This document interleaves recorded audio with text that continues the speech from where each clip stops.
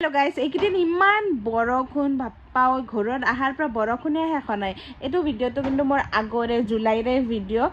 So দিওঁতে মোৰ দেৰিয়ে হয় আৰু আমাৰ মায়ে আৰু দেউতা নিবা আহিছিল, কুকুমেলন আৰু ককা আইতা নিবা আহিছিল, সেইকাৰণে আমি ঘৰত আহিছোঁ। আহিয়ে কুকুক একদম গান লগাই দিছি ৰেডিঅ'ত, আটাইকে শুনক বুলি। তাৰপিছত এই কুকু ইয়াৰ খেলিয়ে আছে আৰু সি আটাইকৰ লগত।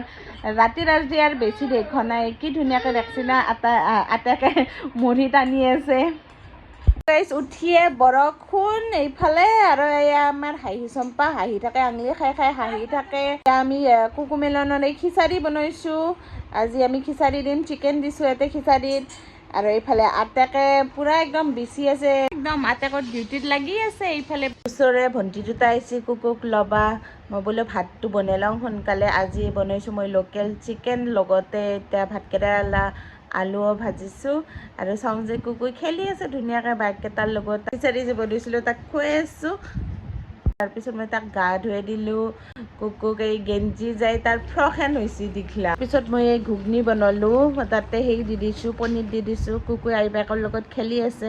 আজি ঘৰত যাম, সেইকাৰণে মাহুন নিবা আহিছে। আজি এক টাটা বাই বাই দিলোঁ। ভিডিঅ'গিলা সোনকালে দিবা চেষ্টা কৰিম। Bye bye.